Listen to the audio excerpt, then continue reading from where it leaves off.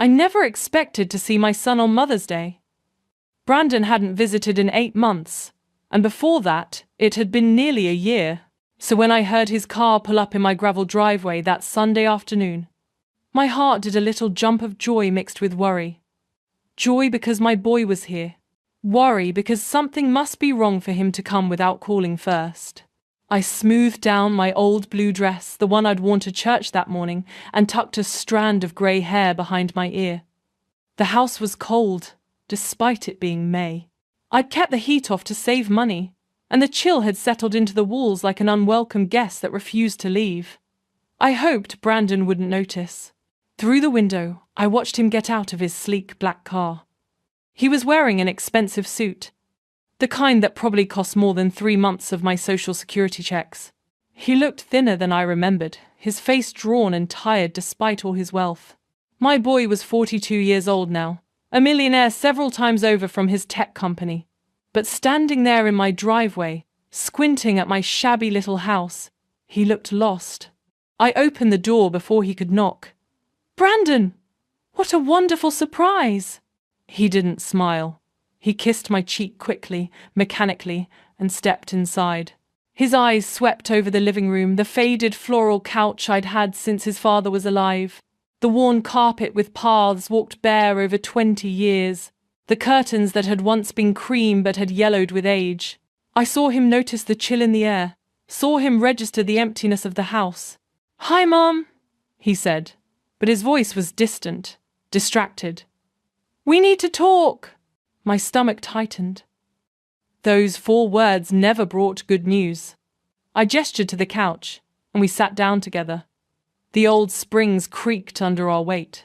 I folded my hands in my lap and waited, trying to keep the anxiety off my face. Brandon didn't look at me. He stared at the coffee table, an old wooden thing with water rings from years of use. His jaw was clenched tight, and I could see a muscle twitching near his temple. Something was very wrong. "Mom," he started, then stopped. He rubbed his face with both hands, a gesture I remembered from his childhood when he was trying to solve a difficult math problem.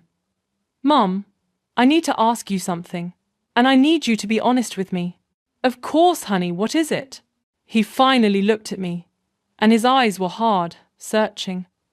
"Are you happy with the $10,000 Maddie sends you every month?" The world seemed to tilt sideways. I stared at my son, my mouth opening but no words coming out. $10,000? Every month? From Maddie? My mind scrambled to make sense of what he'd just said. Maddie was Brandon's wife. She was elegant and sophisticated, always dressed like she'd stepped out of a magazine. She'd been polite enough to me over the years, but distant. We'd never been close. And she certainly had never sent me any money. Not $10,000.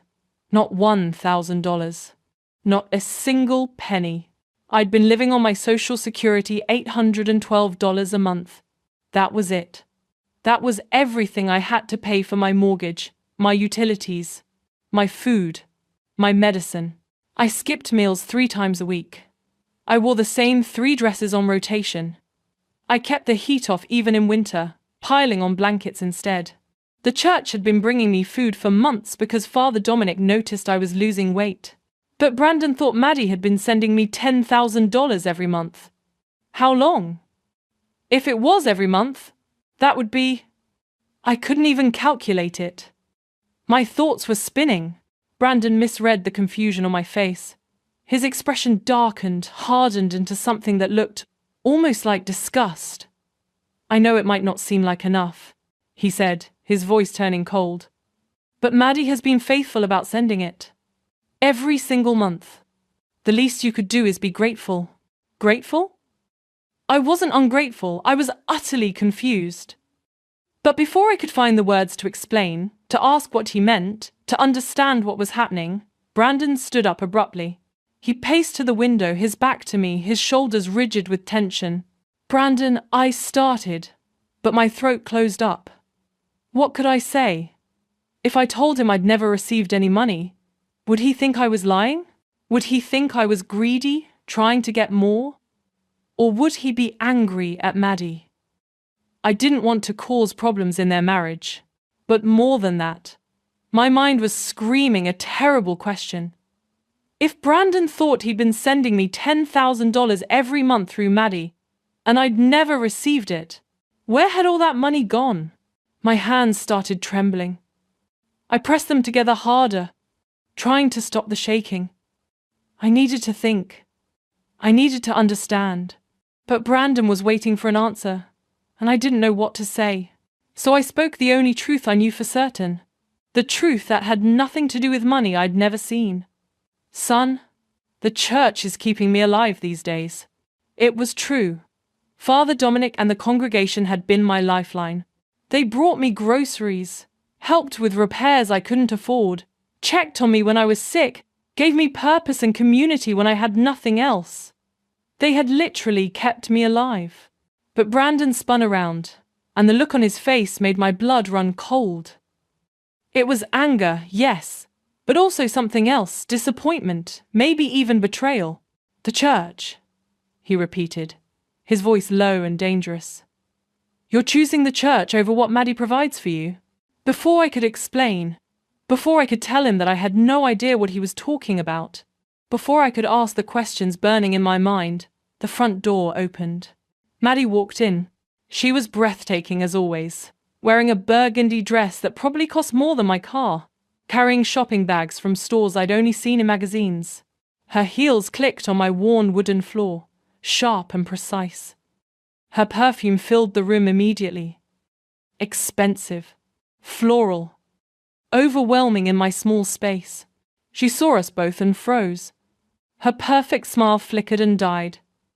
For just a second I saw raw fear flash across her face, before she controlled it, smoothed it away behind a mask of polished composure. What are you two talking about? She asked, her voice too careful, too controlled. Brandon turned to his wife, and I watched something shift in the air between them. I was just asking Mum about the money you send her every month. You know, the $10,000 you've been so generous about. The silence that followed was deafening. Maddie's eyes darted to me, and in that split second of unguarded panic, I knew the truth. She had never sent me anything. And somehow, she was terrified that I was about to say so. 6 months before that terrible Mother's Day, I woke up on a Tuesday morning, so cold I could see my breath inside my own bedroom. November had arrived with bitter winds, and I'd been keeping the heat off to save money. My social security check was already stretched thin between the mortgage, the electric bill, and my heart medication. There wasn't room for heat, too. I pulled on 2 sweaters and my thickest socks, then shuffled to the kitchen. When I opened the refrigerator, the cold air that hit my face felt no different from the temperature in the rest of the house.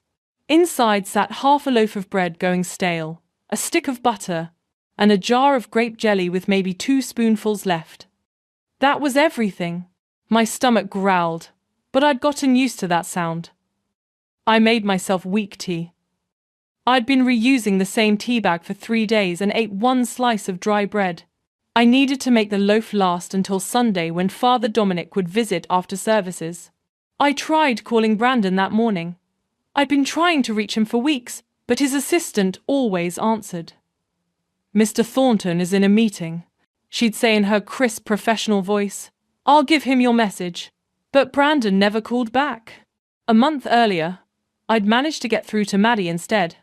Oh, Mom, she'd said, her voice bright and cheerful. Brandon is just swamped with this new product launch. You know how it is, work. But don't you worry about a thing. We're taking care of everything. You just focus on staying healthy, okay? Before I could ask what she meant by taking care of everything, she'd said she had another call coming in and hung up. I'd stared at the phone in my hand, more confused than comforted. That Sunday, my daughter Leslie came to visit like she did every week. She arrived around 2 in the afternoon, still wearing her blue nurse scrubs from her overnight shift at the hospital. Her eyes had dark circles under them. She'd been working double shifts to support her 3 kids as a single mother, but she still came every single Sunday, without fail. Hey, Mama, she said, kissing my cheek. Then she stopped and really looked at me, Her smile faded. Mama, have you lost weight? Oh, maybe a little, I said, trying to sound casual. You know how it is at my age. Metabolism changes. But Leslie wasn't fooled. She walked straight to my kitchen and opened the refrigerator. When she saw how empty it was, she went completely still. Then she opened the cupboards, also nearly bare. Just some old crackers, a can of soup, and half a box of oatmeal. She turned to face me, and her eyes were filling with tears. Mama, why didn't you tell me it was this bad? You have 3 kids to feed, Leslie. You work yourself to the bone already. I'm not going to be another burden. You're not a burden, you're my mother, her voice cracked. She sank into one of my kitchen chairs and put her face in her hands. This house is freezing. Your fridge is empty. Mama, how long have you been living like this? I couldn't answer. If I spoke, I'd start crying too, and I'd promised myself I wouldn't cry. I was 68 years old. I'd survived losing my husband, raised 2 children, worked 40 years as a school librarian. I could survive this too. Leslie lifted her head and wiped her eyes. Have you asked Brandon for help? Mama, he's a millionaire. He could fix all of this with a fraction of what he makes in a month. I've tried calling, I admitted quietly. He's always too busy. And Maddie said they're taking care of things. Taking care of things? Leslie stood up, angry now. Does this look like someone is being taken care of? Mama, you're starving. Don't say that word, I whispered, but we both knew it was true. Leslie pulled out her wallet and handed me $80, probably everything she had until her next paycheck. I'm going to the grocery store right now, and then I'm going to Brandon's office tomorrow to have a serious talk with him. No, I grabbed her hand. Please, Leslie, don't make trouble. Brandon is busy building his company. I don't want him to think I'm complaining or being needy. He has his own life. His own life? Leslie's voice rose. You're his mother. You gave him everything. And now he's making something of himself. I'm proud of him. I won't guilt him into feeling obligated to help me. Leslie looked like she wanted to argue more, but she saw how upset I was getting. Finally, she squeezed my hand and nodded. Okay, Mama, I won't go to Brandon's office. But you have to promise me something. If things get worse, you'll tell me. Promise? I promise, I lied. After Leslie left with her grocery list, I sat in my cold living room and felt the weight of my loneliness. I had 2 children. One was a millionaire who never visited. One was struggling herself but still showed up every week. And I was caught between pride and desperation, unable to ask for help from the one who could easily give it. That evening, Father Dominic knocked on my door. He was making his rounds through the neighborhood and noticed I'd missed the last 2 Sunday services. Margaret, is everything all right? He asked, concern written across his kind face. I invited him in, and he immediately noticed the cold. Without asking, he went to my thermostat and turned on the heat. Margaret, you can't live like this. It's not safe. I'm managing, Father. No, you're suffering, and there's no virtue in suffering when help is available. He sat down across from me. The church has a discretionary fund for situations exactly like this. Please, let us help you. I started to refuse. My pride wouldn't let me accept charity, but Father Dominic held up his hand. It's not charity, Margaret. It's community. You've been part of this church for 30 years. You volunteered in the children's reading program for decades. You visited sick parishioners. You organized the food drives. You were there for everyone else. Now let us be there for you. My resistance crumbled. I was so tired of being cold and hungry. So tired of being alone. Okay, I whispered. Thank you, Father. That began a routine that would save my life over the next 6 months. Father Dominic started visiting twice a week, bringing groceries and communion. Other church members joined in. Mrs. Chen brought homemade soup. Mr. Patterson fixed my leaking roof for free. Young Bethany mowed my lawn and wouldn't accept payment. But charity came with a price I hadn't anticipated. One Sunday, I overheard two women talking in the church bathroom. I was in a stall and they didn't know I was there. I just don't understand why her millionaire son doesn't help her, one said. What kind of man lets his own mother live off church charity? I heard his wife comes from old money, the other replied. You know how those rich women are, they don't want their husband's money going to anyone but themselves. She probably won't let him support his mother. I stayed in that stall until they left, shame burning through me like acid. Leslie didn't keep her promise. 2 days after that Sunday visit, she went to Brandon's office. I found out later that she'd been planning it the whole time, that she'd only agreed not to go because she didn't want to upset me further. My daughter was a fighter, always had been, and she wasn't going to watch her mother starve while her brother lived in luxury. She told me everything that happened, sitting in my kitchen the following Sunday, while I ate the chicken soup Mrs. Chen had brought. Leslie's hands shook as she recounted the story. She'd marched into Brandon's downtown office building, still wearing her nurse scrubs from her morning shift. The lobby was all gleaming marble and glass, with a massive chandelier that probably cost more than my house. Security tried to stop her at the elevator, but Leslie had inherited her father's stubborn streak.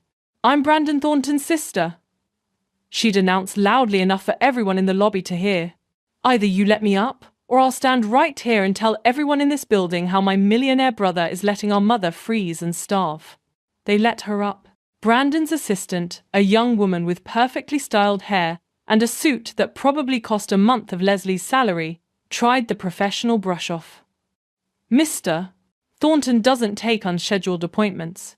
If you'd like to make... Tell him Leslie is here, my daughter interrupted.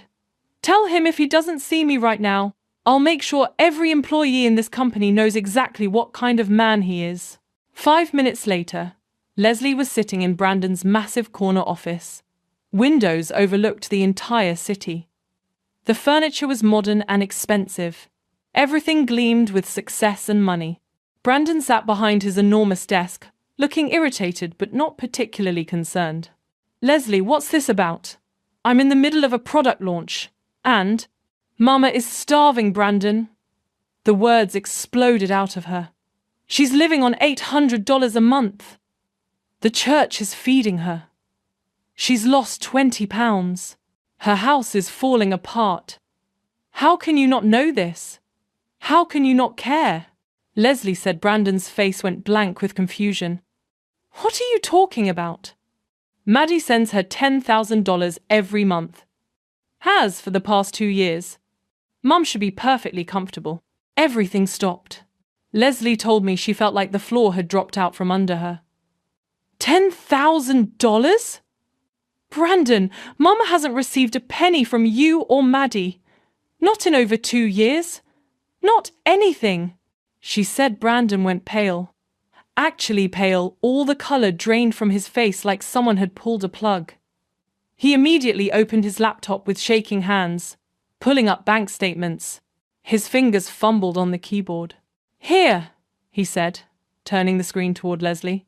Look, every single month, $10,000 transfers from our joint account to Mum's account, the account Maddie set up for her 2 years ago. Leslie leaned over and studied the screen. The transfers were real. She could see them, a line item on the first of every month for 24 months, $10,000 each time. That was $240,000 total. But I'd never seen a penny of it. What's the account number? Leslie asked, her voice barely above a whisper. Brandon read it off. Leslie pulled out her phone right there and called me. I was folding laundry, the few clothes I owned, when the phone rang. Mama, what's your bank account number? Leslie's voice was strange, tight. Honey, what's wrong? Why do you need? Please, Mama. Just tell me your account number. I gave it to her, confused and worried. I heard her repeat it to someone else, Brandon, I realized later. Then silence. The numbers don't match, Leslie said, and her voice sounded hollow. Brandon, the money isn't going to Mama's account. Leslie told me Brandon moved faster than she'd ever seen anyone move. He called his bank immediately, demanding to know whose account he'd been transferring money to for 2 years. He put the phone on speaker so Leslie could hear. The bank representative took a few minutes to verify the account details. When she came back on the line, her voice was professional and neutral. "Mr. Thornton, that account belongs to Maddie Thornton. It's registered as her personal account, separate from your joint accounts." Leslie said the silence in that office was deafening. Brandon just stared at the phone like it had spoken in a foreign language. Then his face changed, went from pale to red. From confusion to a rage Leslie said she'd never seen in him before. Maddie had been taking $10,000 from their joint account every month for 2 years. She'd told Brandon it was going to me.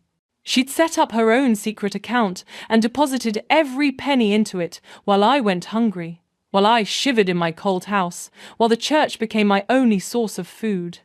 $240,000 gone, while I'd been rationing tea bags and skipping meals. "Get out," Brandon told Leslie, his voice shaking with barely controlled fury. "Please, Leslie, go home. Don't tell Mum anything yet. I need to handle this carefully. I need to understand what's happening before." He stopped, unable to finish the sentence. Leslie left, but she said she looked back once from the doorway. Brandon was sitting at his desk with his head in his hands, and she thought he might be crying. That night, Brandon made a phone call to a private investigator. Leslie didn't know this at the time, but Brandon told her later. He'd said, "I need you to follow my wife. I need to know everything: where she goes, who she sees, what she's spending money on. Start immediately. Money is no object. I need answers fast." Because the question burning in Brandon's mind, the same question I would ask when I finally learned the truth, was simple and terrible. What had Maddie done with all that money? Where had $240,000 gone, while her mother-in-law starved? For the next week, Leslie visited me every day instead of just Sundays. She brought groceries, paid my heating bill, and told me she'd gotten a small bonus at work. I believed her because I wanted to, because accepting help from my struggling daughter was easier than accepting that something was terribly, terribly wrong in my son's life. But Leslie was preparing me, in her own way. She knew the truth would come out soon. She knew Mother's Day was approaching. And she knew that when Brandon finally confronted Maddie, everything would fall apart. She just didn't know how bad it would be. The silence in my living room felt like it could swallow us whole. Brandon had just asked Maddie about the money, and I'd watched my daughter-in-law's face cycle through emotions so fast I could barely track them. Shock, fear, panic, and then that smooth mask sliding back into place. "What money?" I asked softly, looking between them. My voice sounded small in the tension-filled room. Maddie's perfectly painted lips curved into a smile that didn't reach her eyes. "Brandon, honey, can we talk outside for a moment?" Her voice was controlled, pleasant even, but I could hear the tremor underneath. "No." Brandon's word was sharp as a knife. "We're going to talk right here, right now, in front of my mother." He turned to me, and I saw pain in his eyes that made my heart ache.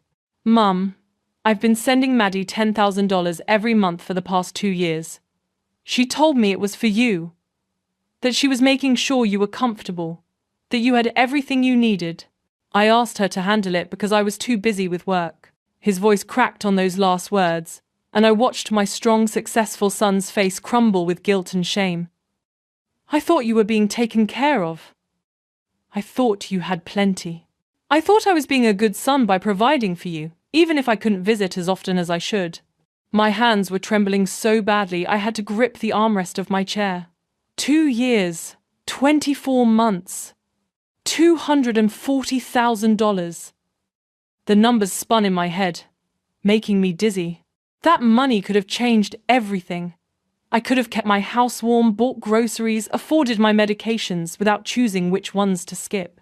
"Brandon," I whispered, "I haven't received anything. Not a single dollar.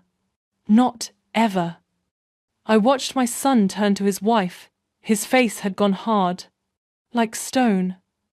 "Tell her," he said, his voice low and dangerous. "Tell my mother what you did with her money." Maddie's composure shattered like glass. The elegant, poised woman I'd known for 7 years dissolved into someone I didn't recognize. Tears streamed down her face. ruining her expensive makeup. Black mascara ran in rivers down her cheeks. Her hands shook as she raised them to her face. "I can explain," she sobbed. "It's not what you think. Please, it's not." "Then explain." Brandon's voice cut through her tears like ice. "Explain to my mother why she's been living on church charity, while you've been stealing $240,000 that was meant for her. Explain why she's lost weight from not eating while you've been shopping and wearing $1,000 dresses. Explain it, Maddie." Maddie sank into the nearest chair, her expensive burgundy dress pooling around her like blood.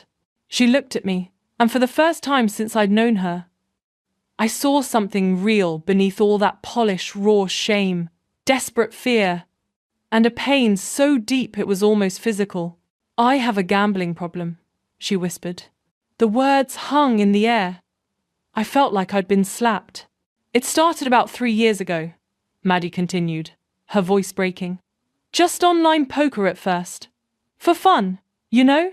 Something to do when Brandon worked late, which was almost every night. I'd have a glass of wine and play a few hands.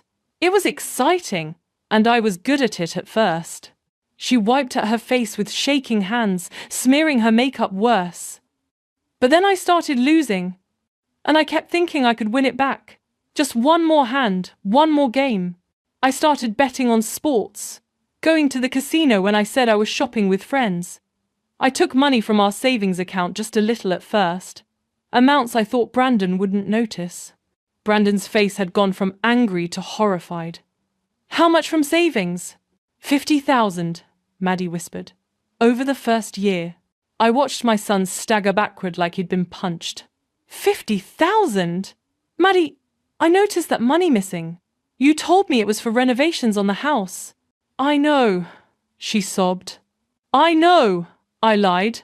"I've been lying about everything. And when you said you wanted to start sending money to your mother, I saw an opportunity, a way to keep gambling without you tracking the money from our accounts." My stomach turned. I thought I might be sick right there on my worn carpet. This woman had looked at me, her husband's mother, struggling and alone, and seen nothing but an opportunity to feed her addiction. "So you set up a fake account," Brandon said flatly. "Told me it was Mum's. And for 2 years you took every dollar that was supposed to help her and gambled it away." "I kept telling myself I'd pay it back," Maddie cried. "I kept thinking I'd hit a big win. And then I'd send Margaret everything, plus more. I'd make it right. But I kept losing. I lost everything, Brandon. All $240,000 is gone. Every penny. I found my voice then, and it was steadier than I expected." "Maddie, when did you start gambling?" She looked up at me through her tears. "About 3 years ago, like I said." "And when did Brandon start sending the money for me?" 2 years ago." I nodded slowly, letting the timeline settle in my mind. "So you'd already been gambling for a year when Brandon wanted to help me. You already knew you had a problem. You already knew you were losing money you couldn't afford to lose." I paused, making sure she was looking at me. "And when your husband wanted to help his mother, you saw me as nothing but a source of money for your addiction. Not as a person, not as family, just as money." Maddie opened her mouth, but no words came out. She closed it again. Her silence was its own confession. "Do you have any idea what you've done?" Brandon's voice was shaking with rage now. "My mother has been going hungry, Maddie. The church has been feeding her because she had nothing. She's been cold. She's been alone. She's been suffering while you—" He stopped, his hands clenched into fists at his sides. "While you've been betting away her survival on poker games and sports teams." "I'm sick," Maddie whispered. "I know that's not an excuse, but I'm sick. I have an addiction. I need help. I've wanted to tell you both so many times, but I was so ashamed." "Ashamed?" I repeated the word softly. "You were ashamed. So you let me suffer in silence. You let me believe my son had forgotten about me." Maddie looked up sharply. "He called you." "I tried," Brandon said quietly. "Multiple times." You always said you'd let Mum know I called, that you'd check on her. I never did, Maddie admitted. Brandon's voice, when he finally spoke again, was so quiet I almost didn't hear it. Pack your things. I want you out of our house tonight. Maddie's head snapped up. Brandon, please! Tonight, he repeated, louder now. We'll figure out divorce papers and legal details later, but I can't even look at you right now. I can't be in the same room with you. Maddie stood on shaking legs. Her expensive heels wobbled on my wooden floor. She looked at Brandon, then at me. Her face a mess of tears and ruined makeup. I know neither of you has any reason to forgive me. I know what I did was unforgivable, but I am sorry. I'm so sorry. And I'm going to get help. Real help this time. She picked up her shopping bags, those ridiculous expensive bags that probably held things she'd bought with money that should have been mine, and walked toward the door. Her hand was on the knob when she turned back one last time. Margaret, she said, looking directly at me. I stole from you. I let you suffer. I put my addiction before your life. Those are facts, and I own them. But I want you to know that I'm going to spend the rest of my life trying to become someone who could actually deserve forgiveness, even if I never get it. Then she was gone. The door clicked shut behind her, and I heard her heels on my porch steps, then the sound of a car starting and driving away. The silence she left behind was different from before, heavier, sadder, but somehow cleaner, like a wound that had been lanced and could finally start to heal. Brandon stood frozen in the middle of my living room. Then his legs seemed to give out, and he collapsed onto my old couch. This powerful man, this millionaire, this son I'd raised to be strong and successful, he buried his face in his hands and sobbed. I moved to sit beside him and put my arm around his shoulders. He turned and clung to me like he had when he was a little boy waking from nightmares. His whole body shook with the force of his crying. Mum, I'm so sorry, he choked out between sobs. I should have visited. I should have checked on you myself, instead of just throwing money at the problem and trusting Maddie to handle it. I abandoned you. I'm just as guilty as she is. No, honey, I said softly, rubbing his back the way I had when he was small. You made a mistake. You trusted the wrong person. But Maddie made a choice, many choices, to hurt me deliberately for her own benefit. Those are different things. But I should have known, he insisted, lifting his tear-stained face to look at me. I should have visited. I should have called more. I should have noticed something was wrong. What kind of son sends money and never even checks if his mother is okay? A busy one who made a human mistake, I told him. Brandon, you thought you were taking care of me. You were wrong about how, but your heart was in the right place. Maddie knew I was suffering and chose to let it continue. Can you see the difference? He nodded, but I could tell he didn't forgive himself yet. That would take time. We sat together for a long while, not speaking. The afternoon sun was starting to slant through my windows, making dust motes dance in the golden light. Outside, I could hear birds singing. Inside, my son was slowly pulling himself back together. I'm going to fix this, Brandon said finally, his voice hoarse from crying. Tomorrow, I'm transferring $240,000 directly to your account. That's what was stolen from you. That's what you deserve.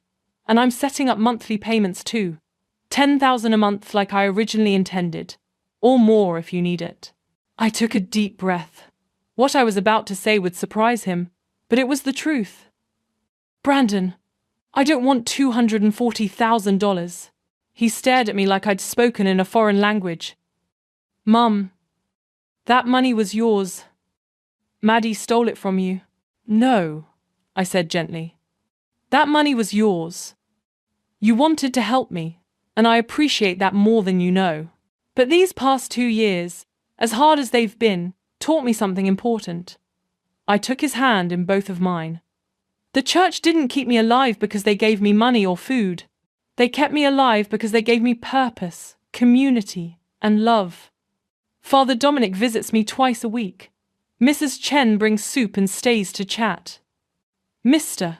Patterson fixed my roof and wouldn't take payment, but I taught his granddaughter to read. Young Bethany mows my lawn, and I help her with her college applications. I squeezed his hand. I've been happier in my poverty with people who care than I ever was when your father was alive and we had money but no real friends.